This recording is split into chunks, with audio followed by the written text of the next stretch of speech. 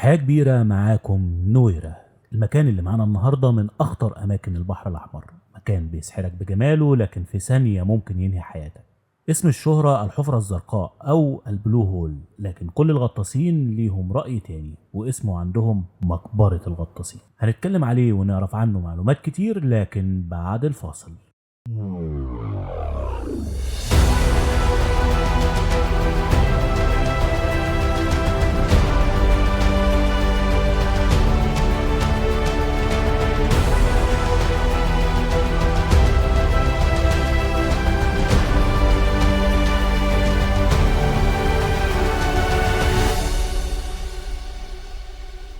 صباح الفل يا مستر. صباح الفل يا مستر احمد. امبارح كنا بنتكلم على الدايفنج وعلى السنوركل، فقلنا النهارده ايه، نيجي على الطبيعه ونشرح. يعني مفيش احسن من الطبيعه. احلى طبيعه بصراحه. يعني جينا مكان من احلى الاماكن اللي موجوده في مصر في رياضه السنوركلينج او الدايفنج. صحيح. محميه البلو هول. طبعا هي احنا في دهب هنا. محميه البلو هول يعتبر المقصد الرئيسي او المعلم الرئيسي في دهب كمزار سياحي، كمزار لاهتمامات الغطاسين، كمزار كمان للرحلات او الدي يوز اللي بيجوا هنا. معظم الناس زي ما حضرتك شايف الزياره دي بتبقى لازم مهمه جدا ان هو يبقى جه دهب، يبقى جه بلو هول يعني. طيب اشرح لنا بقى طبيعه المكان هنا ايه، اللي عايز يجي هنا بيبقى اصلا عايز يعمل ايه علشان كده بيجي البلو هول. طبيعه البلو هول ازاي الناس تحافظ عليها، لان في الفتره الاخرانيه سمعنا اخبار ان الشعاب المرجانيه هنا بدات تتكسر وكده بسبب نزول الناس الغلط. طيب احنا في محميه طبيعيه، يعني تصنيف المحميه الطبيعيه طبعا ان هي حاجه الدوله عامله عليها كردون وهمي، مش اسلاك شائكه او كده، بس هي محميه خاصه بنوع معين او حاجه نادره موجوده في البلد. منها ممكن تكون حيوانات، ممكن تكون شعب مرجانيه، اي حاجه على قيد الحياه تبقى موجوده بصفه نادره عندك بتتحول لمحميه طبيعيه. فالبلو هول هنا كمحميه طبيعيه بتضم، هي كمحميه طبعا الاسم الاشهر ليها بلو هول، هي 3 محميات طبيعيه. المحميه دي كلها على بعضها اسمها ابو جالوم، من ضمنها جزء البلو هول اللي هو الثقب الازرق. يعني هي دي مش محميه اسمها بلو هول، لا المحميه ككل.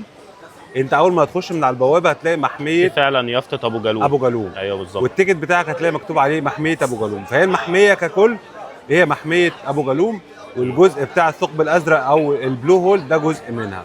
فوانت جاي وبتحضر نفسك لرحله البلو هول لازم تبقى عامل حسابك كويس جدا ان انت مش جاي بحر عادي، او يعني ان انت جاي تنزل بيتش او شاطئ كده وخلاص. لا، انت جاي في مكان علشان تستمتع بمكان يعتبر تاني افضل مكان على مستوى العالم في الغطس. بيتميز بحاجتين، او ممكن نرجع الاول لسبب التسميه. هي اتسمت البلو هول او الثقب الازرق، يعني في رايين او يعني اشهر رايين اتقالوا عن سبب التسميه، ان ده مصب سيل اصلا في عمل الثقب اللي موجود في مدخل البحر زي ما حضرتك شايف. والراي الثاني واللي بيفضله الجيولوجيين المصريين ان هو في نيزك خبط في المنطقه دي فهو عامل الثقب الموجود ده. اما بالنسبه للطول او العمق بتاعها، هي تقريبا من على سطح الماء لحد ابعد نقطه 130 متر، لحد ما توصل لمنطقه البلو هول او الحته المكان اللي هو الفتحه ال6 متر اللي بتعدي منها ما بين الثقب الازرق للبحر المفتوح. دي اللي قدامنا هنا. ده تحت الميه بعمق حوالي 56 متر تحت الميه، وطول النفق حوالي 26 متر. وهي دي اخطر مكان للغطاسين، لذلك هي سميت مقبره الغطاسين. يعني نسبه الوفيات فيها نسبيا عاليه، لان طبعا حالات السكر اللي تحت، السكر المائي والحاجات اللي بتحصل تحت الميه او التوهان، لان في انفاق كتير تحت المكان ده. لكن هي كرياضه سنوركلينج جيده جدا للهواه وامنه جدا. لو حضرتك برضو شايف هتلاقي فيه جايد مع كل مجموعه مكونه من 10 او 15 فرد بياخدهم الراوند. طول او قطر الراوند ده حوالي 120 متر، يعني نص القطر كده من ابعد نقطه لابعد نقطه حوالي 110 متر. فامن جدا جدا، في لايف جاردز موجودين، في امن موجود. غير ان هي حتى لو انت ما بتعرفش تعوم، فمن شروط النزول اصلا اللايف جاكيت. فاللايف جاكيت بيشيل معاك لحد 300 كيلو لو انت لابسه وما بتعرفش تعوم، فالجايد مهمته ان هو يشدك ويعمل لك الراوند بنفسه ويرجعك تاني. كويس جدا. طيب ما تيجي نشوف على الطبيعه. يلا بينا. يلا بينا. طيب انا جيت يا مستر هنا دلوقتي، المفروض ان انا اعمل ايه؟ الحمد لله على السلامه يا مستر احمد. اول ما بنيجي زي ما حضرتك شايفين كده ان السيرفيس كله اللي بيقدمه على البحر مجموعه من الكافيتريات بتبقى مجهزه طبعا. التجهيز الاساسي بتاعها للغطس وادوات السنوركلينج. فلو حضرتك مش ادواتك مش جاهزه معاك، فممكن هنا تخش اي سنتر من الكافيتريات اللي موجوده قدامنا دي، ناخد منها لايف جاكيت، ناخد منها قطع السنوركلينج بشكل عام، او بنبقى مظبطين اليوم بتاعنا نعمل دي يوز لطيف ان احنا ننزل البحر كسنوركلينج او دايفنج او نزور الثلاث محميات مع بعض. في حاجه كمان جميله جدا عايز اوريها لحضرتك لو تخش معايا هنا. دي شاهد القبر، او يعني ده اللي يدل على المقوله اللي بتقول ان البلو هول مقبره الغطاسين. لو قربت شويه هتلاقي جنسيات من حوالين العالم كله.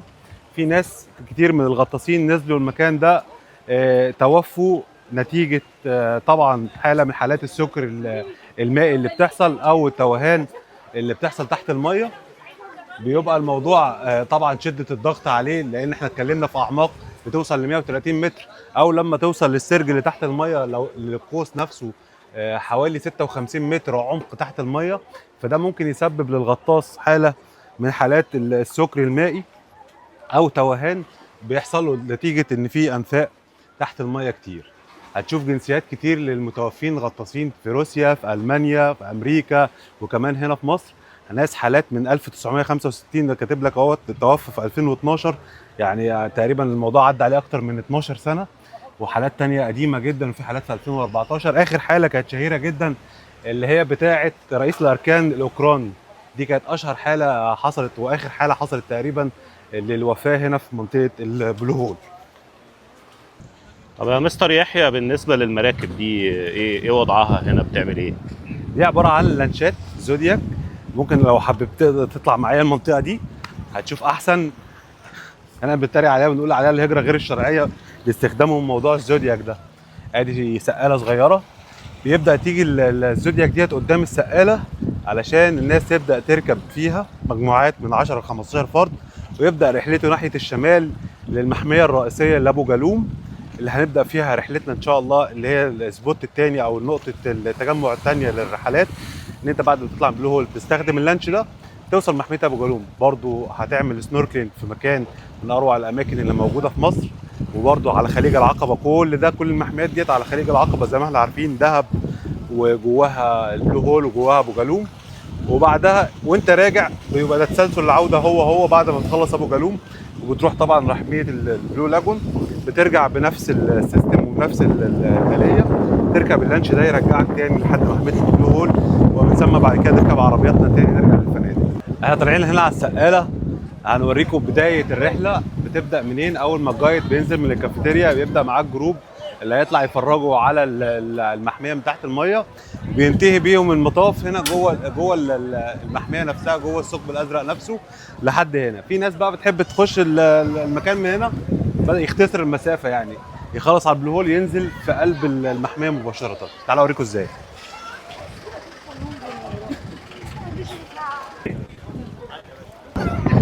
بص بقى لو قربنا شويه كده هنلاقي في بعد الصخره الكبيره اللي قدام اللانشات اللي هناك دي، النازله هناك اسمها البيلز، بيبدا منها الجايد. هتلاقي المجموعات رايحه اهي، دول رايحين يبداوا الرحله من اولهم. لو بصينا على الجايد اللي في الاول هيطلع ينزل من هناك ويبدا معاه الخط باليمين كده زي ما حضرتك شايف، لحد يمشي مع الحيد البحري او يمشي مع الحدود مع الشعب المرجانيه بطول ده كله كده لحد ما يوصل قدامنا لحد المحميه الرئيسيه اللي هي تحتنا. لو لاحظنا بقى هنا دي مكان خروج ودخول الغطاسين. طبعا ينصح مهم جدا ان انت تكون غطاس محترف وحصل على شهادات معتمده في الغطس وعدد ساعات ومحترف، وكمان ما تنزلش لوحدك. زي ما حضرتك شايف كده هو خارج، في برضه هتلاقي الغطاسين داخلين، يبدا رحلته من هنا كده، يبدا ينزل لحد ما يوصل لمكان تحت الميه اسمه السرج. السرج ده فوهه كده تحت الميه، قطرها حوالي 6 متر، ونفق طول الميه لحد ما يطلعك من الثقب الازرق لحد بره في البحر. طول النفق ده حوالي 26 متر بعمق 56 متر تحت الميه. طبعا استمتاع كل الناس اللي تحت الميه استمتاع خيالي، لان هو شايف حاجه تانية سبحان الله. طبعا اشكال والوان وانواع من الحياه البحريه تحت الميه سبحان الخالق. هنوريكم نبذه عنها برضه. الناس بتنزل، انا شايفها كلها بتنزل من هنا كده صح؟ كده ده النزول المباشر هنا اكيد مش هيبقى غطس، هيبقى خروج وطلوع يعني اللي اخدين الهوايه كسنوركلينج او كسباحه. تمام.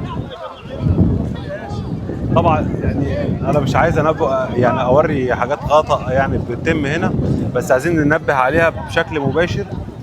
هي الوقوف على الشعب المرجانيه كده، يعني زي ما احنا كنا شفنا حد بس هو تدارك خطأه بسرعه يعني وخرج من المكان ده. اتفضل بقى.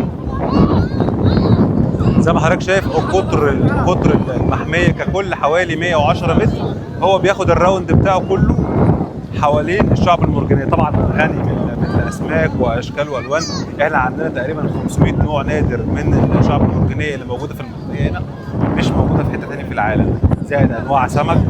يعني طبعا ان شاء الله هنبقى في محميه ثانيه قريب اللي هي نابليون ريف اللي موجوده في اللاجونه، فيها نوع سمكه نادر جدا مش موجود الا هناك. نفس الكلام موجود في البلو هول.